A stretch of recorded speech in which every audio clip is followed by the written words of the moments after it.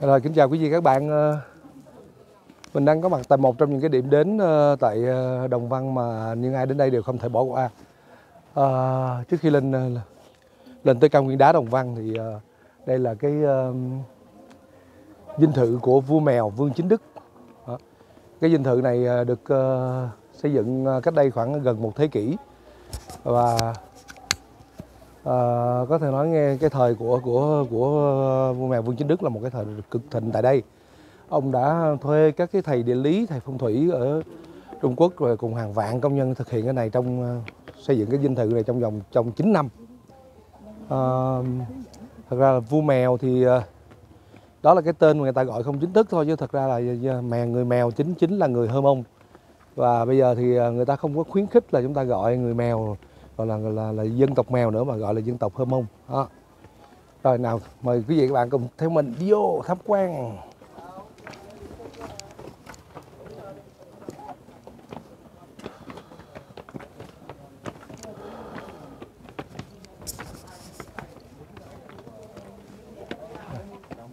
Quay mấy cái cảnh anh đứng làm sao mình vòi.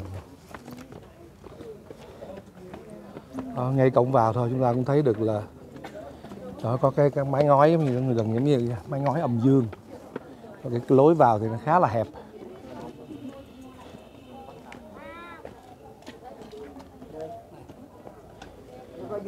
Dinh thự vua mèo này nằm ở giữa thung lũng Sa Phiên, huyện Đồng Văn, mà nằm trên một cái khối đất cao nổi lên giống như cái hình mai rùa tượng trưng cho thần Kim Quy.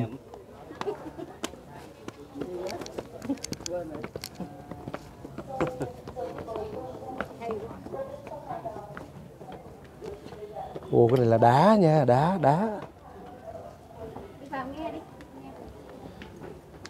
Đá có chạm trổ hình giống như là một cái mỹ nhân ngư vậy.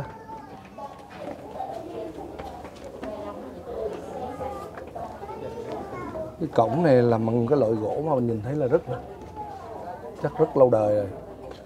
Không biết là đây là loại gỗ gì nữa mà nhìn. Chắc chắn là dinh thự của vua là phải là gỗ quý rồi.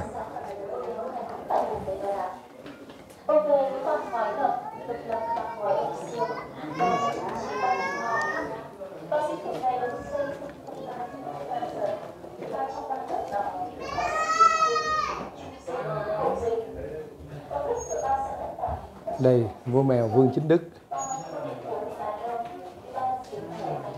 cùng bà vợ thứ ba.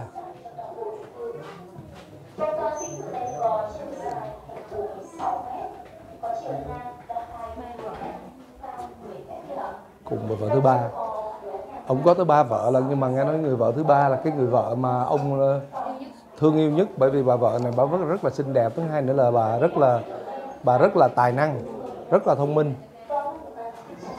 Và theo như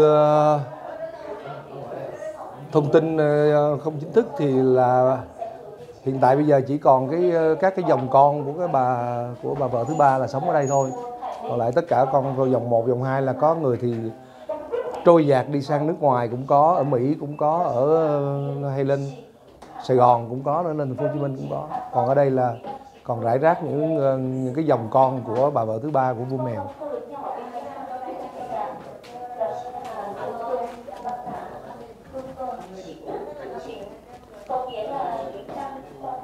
Đẹp quá hả? Làm bình phong. Đây cánh cửa ở đây giống như là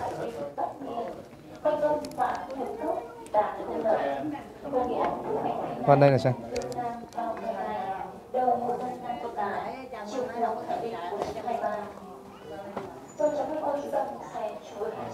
Đây chúng ta có thể thấy các cái cửa gỗ, cái kiến trúc của đây. Và các cánh cửa gỗ được chạm trổ rất là tinh xảo.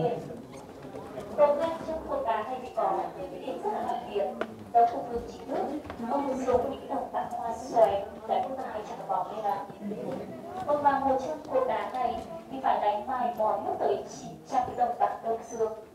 Và 900 cái đồng bạc đấy tính ra số thì bây giờ khu này gọi là khu Tiền Dinh, là nơi ở của lính canh, là lính hộ vệ và nô tỳ. Đó, ở giữa khu này có một cái sàn gỗ hả? Đó, chắc là trên lầu á. chính là khu vực xét xử của vua mèo. 10 trong cột đá tương đương với 9 tỷ đồng. Vâng, đấy là chỉ tính ra những số đồng bạc để đánh hòng đong đến 10 trong cột đá thôi, chứ chưa tính đến cái tiền để mà thuê nhân công để đang mai mòn ở đây ạ. Rồi chúng cô chú đoàn mình sẽ đi tiếp vào trong đây ạ.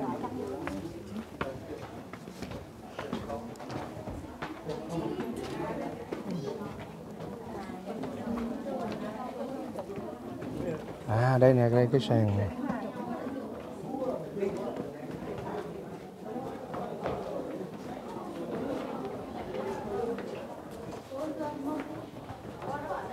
Cô chú đoàn mình sẽ đi vào trong này ạ. Cái khu vực này là khu vực xét xử của vua mèo đâu. Rồi trong cái đoàn mình sẽ dừng chân ở đây một chút ạ.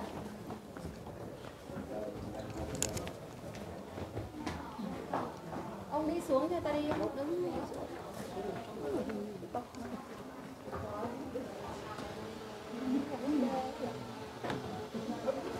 Dinh thự vua mèo này thì có bị ảnh hưởng, người ta nói là ảnh hưởng của ba nền văn hóa của Trung Quốc, của Hơ Mông và Pháp. Rồi cùng rồi cái đoàn đi một chút lại đây ạ. Một cái điểm đặc biệt ở đây là đó, chúng ta nhìn thấy các cái mái ngói âm dương, nhưng mà nó không có nhiều màu, chỉ có một màu thôi. Đấy. Và người giúp việc chúng ta sẽ bên trong này ạ. Vâng, bên tay phải đây đó chính là anh ở trong cái giúp việc, và đồng thời thì bên trong này cũng chính là cái khu vực nhà bếp của gia đình họ Vương ạ. Phía trước này là khu vực nhà bếp của gia đình họ Vương. Còn ngay chúng ta đoàn mình sang phía bên này.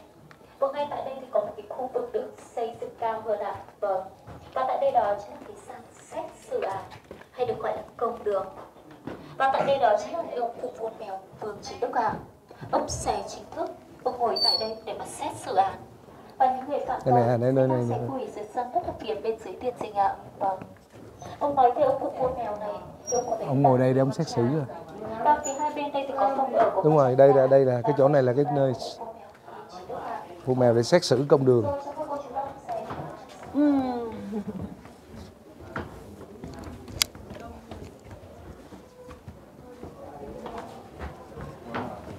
Đó, đây là cái chỗ, cái nơi này là vua mèo sẽ ngồi đây để đó, để là cái công đường của vua mèo để xét xử đó.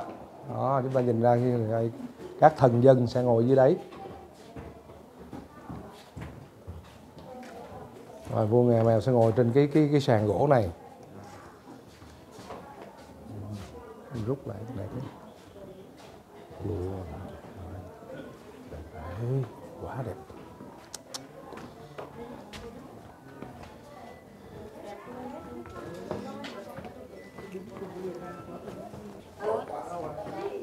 Còn ở đây là khu vực nhà bếp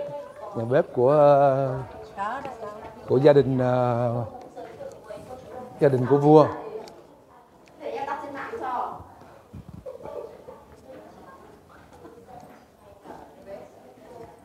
Cái bếp của nhà vua đây, của gia đình nhà vua chứ.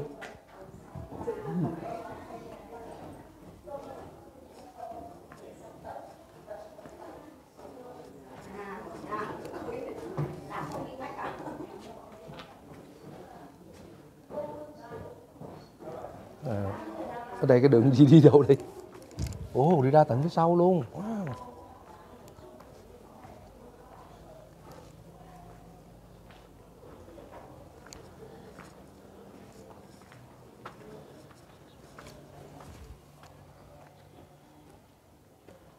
Đây là cái khu vực sân sau. Cái dinh thự của vua mèo này được tọa lạc trên một cái khu viên đất khoảng 3.000 m², tức là khoảng 3 công đất.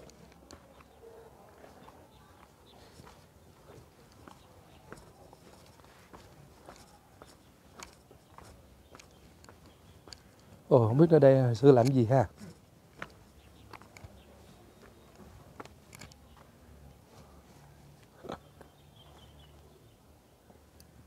Các cái tường đá, mình thấy là đó là những cái khối đá được đặt lên một cách giống như là có bàn tay đó, ai đó sắp xếp. Mà nhìn rồi nhưng mà rất là kiên cố ha. Ngay phía sau là có cả một ngọn núi lớn, lưng tựa sơn, nhưng mà phía trước thì chưa thấy hướng thủy.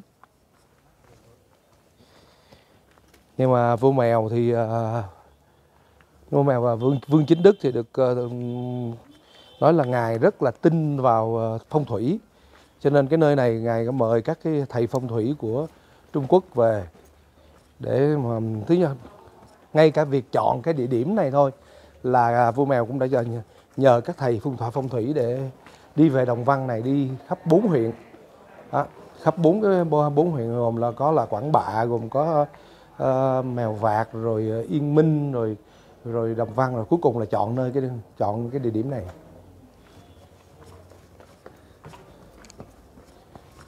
Ồ, đây có một cái hồ nước rất là lớn. Hồ nước gì ta? Ồ, cái hồ chứa nước rất là lớn luôn nha.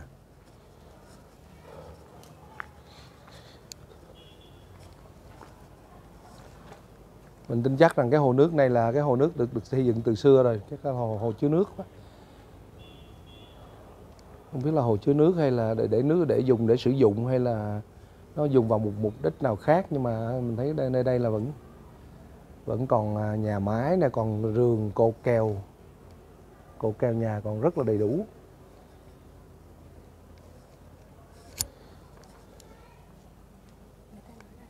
Lúc mà xây đã được tính toán kiên cố để mà tránh thiên tai với cả chiến tranh.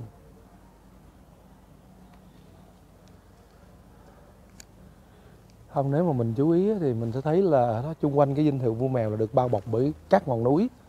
Là phía trước này ngọn núi nè, phía bên đây cũng núi, phía trên này cũng núi, đúng không?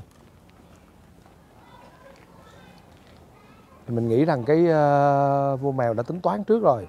Ngài tính là chọn cái địa điểm này, làm sao mà người ta theo giai thoại thì người ta nói rằng là cái dinh thự vua mèo đã được thiết kế, được chọn làm sao để vừa tránh được thiên tai đó, vừa tránh được cả những cái nguy cơ chiến tranh hay là khi mà có cái chuyện gì xảy ra. Nhưng mình nghĩ chắc tránh được thiên tai, tại vì khi núi bao bọc chung quanh đây bão đâu vô được. Núi quá trời núi.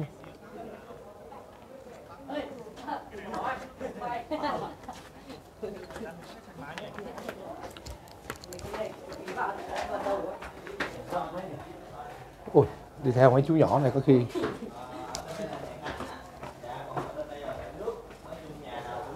nghe giọng của Khương Dừa lộng lộng.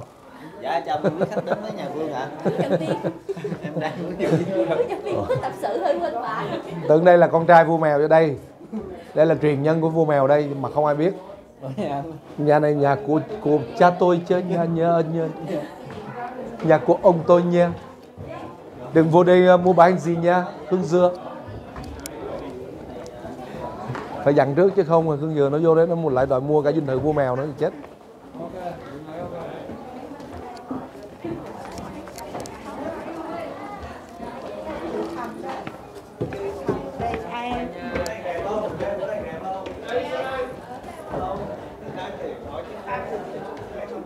Phía trên đây là gì ta? Lớn thật luôn á. Dạ, chào. Coi lên mày.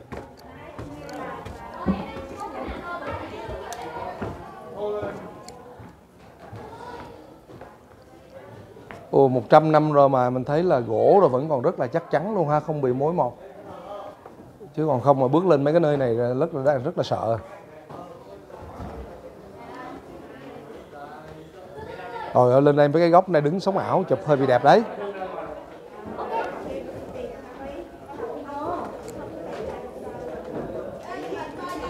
Thôi giờ sang đứng đây nha, anh đi lên anh lòi cái đầu trên kia ra. Ở đây ở giữa có cái sân giống như cái giếng trời vậy đó. Cái khu vực giữa sân này giống như cái giếng trời lấy ánh sáng.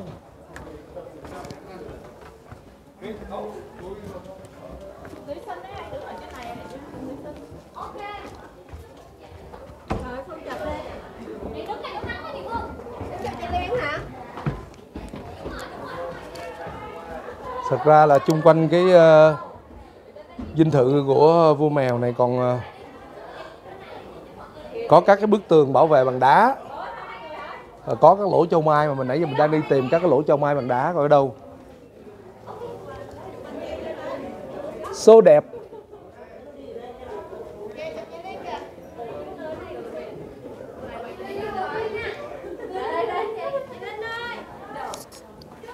Cái gì vậy? Hình bên đây. Ủa đây là cái gì? How are you, vua mèo? Đưa cái mặt cái ngoại xíu cho nó sáng rồi. Đưa cái mặt cái ngoại xíu. Dạ đúng rồi. Rồi, ok. Rồi, 1, 2, 3. Ok. Hello. Hello, how are you? Vua mèo. Bonjour, merci beaucoup.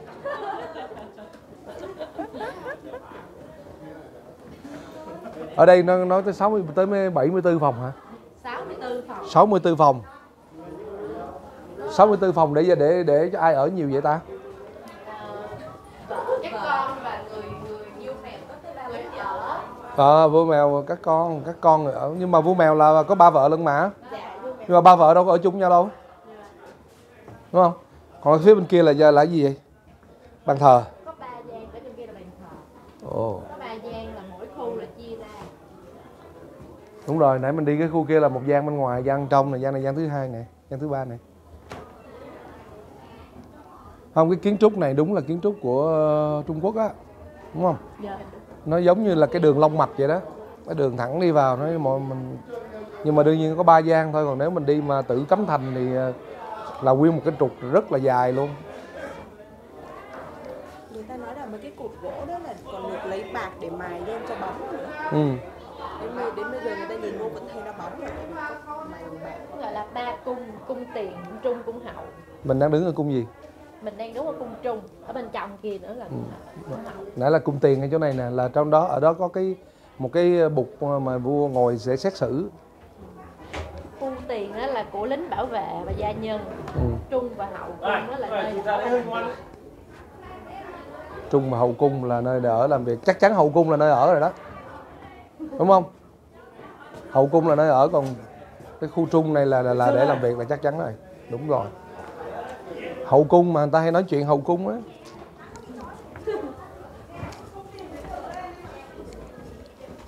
Thôi mình đi ra hậu cung đi, coi cái nơi ở của vua mèo như thế nào và coi cái giường.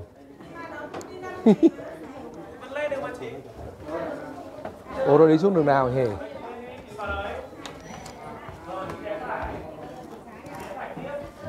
Trung, và bây giờ mình đi vào cái khu hậu nhá.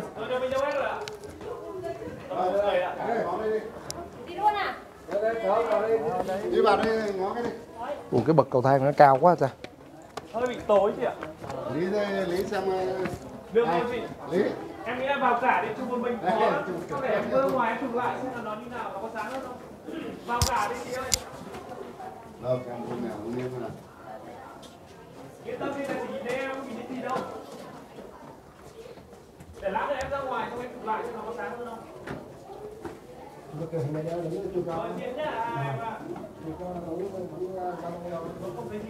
Đây là ảnh các con cái của nhà vua.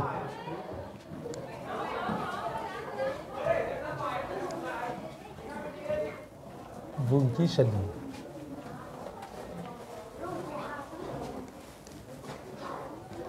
Vương Chí Sình là nghĩ chắc là một người con của ông.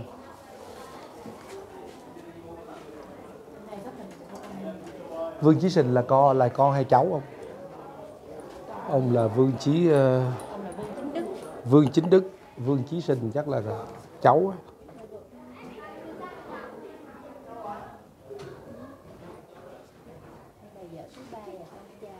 Đây là vợ thứ ba của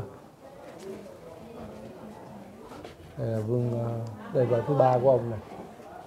Còn ông trai Vương Chí Trư nữa. Đây là vua.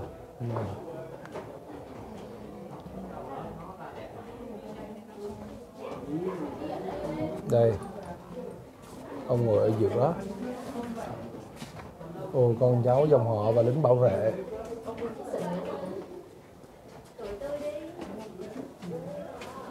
Đây ông Vương Chí Sình nè. Ảnh chụp tại Bắc Kinh năm 1919. Chắc con quá, con trai của ông quá.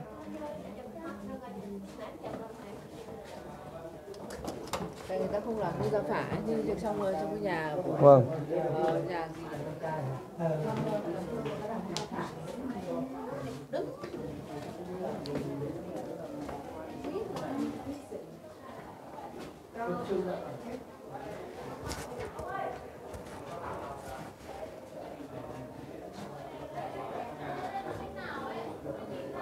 Rồi đây là cái khu vực hậu, đúng không? Vương Chí Sình là con. Chị, anh ơi, có người đãi tú cầu. Trời ơi, anh là chồng trải tú cầu. Ai chưa? Kìa cho anh này vô. Trump Chumel. Vua Mel lên chụp.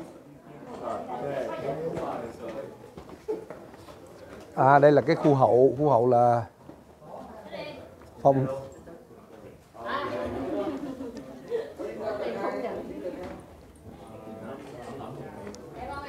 Cái khu này khu nhà ở đúng không?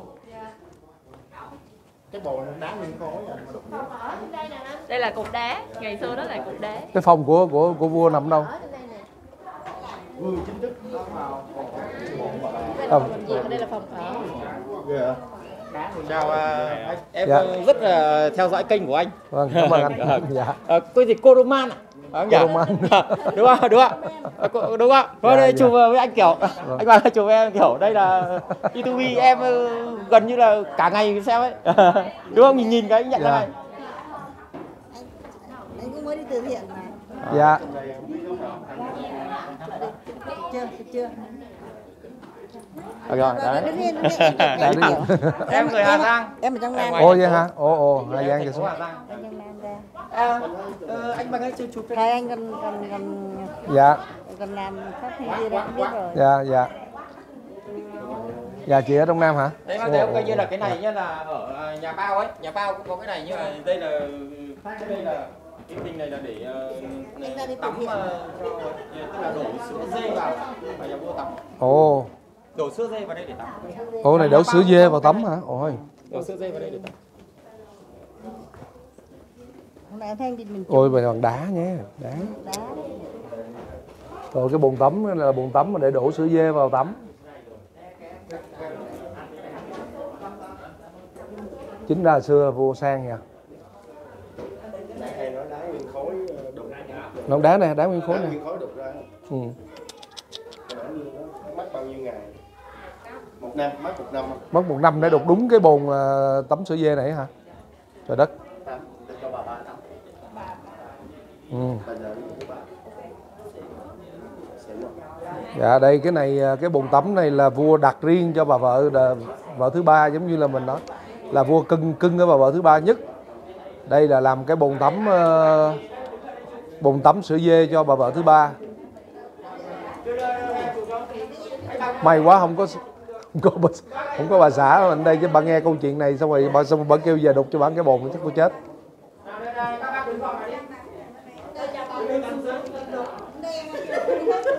Nhìn nhá. Nào coi đây, nhìn nhá. Chưa này, chụp nhá. Ok rồi. Rất đẹp. Ủa phòng ngủ của vua ở đâu? Cái đây hả? Chưa, hai vợ chồng chụp nhá.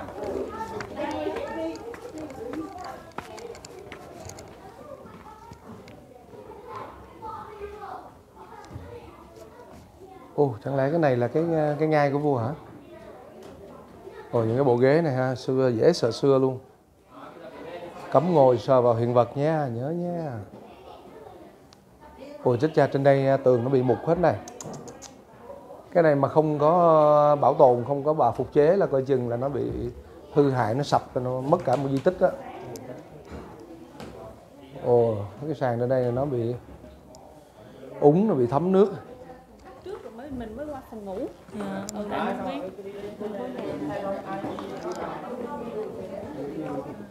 Wow. Wow, quá đẹp.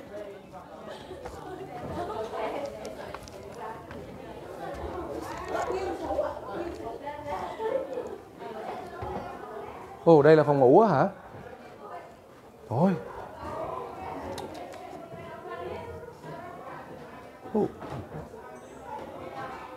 Cái đó phải cái giường không? Trong đây có súng không? Súng. Còn lên nữa hả? Dạ, có chỗ đi lên lầu. Ồ. Ồ, giống cái mê cung quá bà con ơi. À. Đây. Đây là cái hầm chứa vũ khí của vua.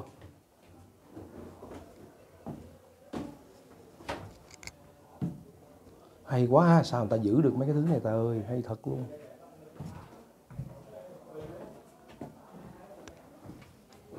Súng này bán gỗ này.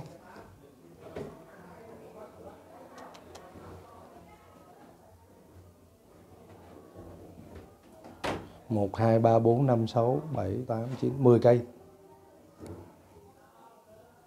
Chắc còn hơn nữa nè, 11, 12, ở đây được 14 cây rồi.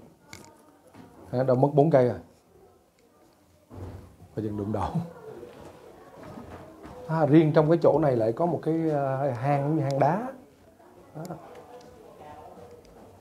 Là để vua cất giữ súng. Trên đây mới vua cất cái gì trên đây nữa để xem. Ơi. Ôi. À đây nè, đây. À mấy cái lỗ nhỏ nhỏ này nè, nãy anh nói nè, đây là những cái lỗ châu mai nè. Đó để mà đặt súng á. Để mà đó, những cái lỗ đó là lỗ châu mai đó bà con. Nãy giờ mình đi tìm coi cái lỗ châu mai của vua ở đâu. Là vua Mèo Vương Chính Đức là xây dựng cái tòa nhà này, cái nó giống tính toán nơi đây nó giống như một cái pháo đài, có khả năng phòng vệ và chiến đấu và chịu được sự khắc nghiệt của thời gian cũng như thiên nhiên. Đây, mấy cái ống này đây là những lỗ châu mai này, để súng vào đó.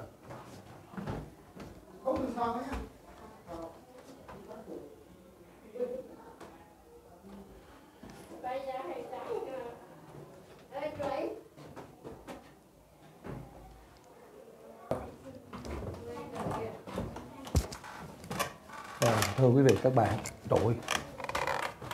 À cái tầng này tầng mái chắc là để cho quân lính canh ở trên đây nè, đúng không? Chứ ở đây ai lên đây ở làm chi? Đúng rồi, nếu mà ở đây mà phóng tầm nhìn xuống là sẽ thấy được. Rồi cái này giống như cái tòa tháp canh vậy đó. Nó nhìn bốn mặt, nhìn thấy bốn mặt của cái tòa dinh thự này.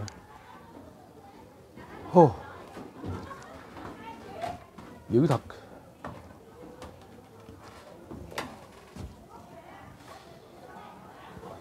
Rồi.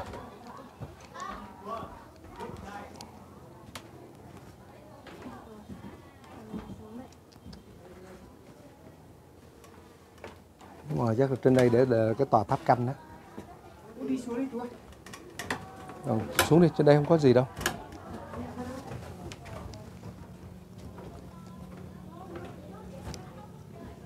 Ồ, như đứng ở đây từ đây nhìn xuống. Thôi, chuẩn bị xuống để sống ảo vài tấm nào bà con ơi. Ôi, cái mái ngói nè. Quá, nhìn ngoài kia là nguyên cái rừng thông hả? Quá đẹp. Rồi, chắc là có lẽ xin tạm khép lại video này tại đây nha bà con. Xin chào tạm biệt quý bà con cô bác nha. Rồi, mình đã đến được tham quan được dinh thự của vua Mèo Vương Chính Đức. Lại có mấy người ghẹo mình nói mình giống, chắc mình là hậu vệ không biết đời thứ mấy của vua Mèo. Cái dinh thự này tọa lạc trên một cái mảnh đất vô cùng đẹp, vị trí rất chiến lược, gần 3.000 m², chung quanh được bao bọc bởi tất cả các rặng núi đá. Và cái dinh thự này thì có tổng cộng là 64 phòng và có sức chứa đầy đủ cho 100 người ở. Đây. Tòa dinh thự này có tuổi đời lên đến 100 năm rồi mà mọi thứ vẫn còn rất là, mình thấy rất là đẹp, rất là kiên cố. Nhưng mà bắt đầu cũng có những cái dấu hiệu của mối mọt nè. Mình cũng hy vọng rằng là chính quyền địa phương sớm bảo tồn cái này, chứ nếu không chúng ta lại mất đi một cái di tích. Còn giai thoại về vua Mèo thì chắc chắn là sẽ còn rất nhiều điều để kể. Quý vị các bạn có thể tìm thấy được rất nhiều thông tin mà không phải ai cũng dám nói ra đó, về cuộc đời của vua Mèo và vua Mèo làm gì ở trên cái vùng đất này. Quý vị và các bạn search Google là ra hết.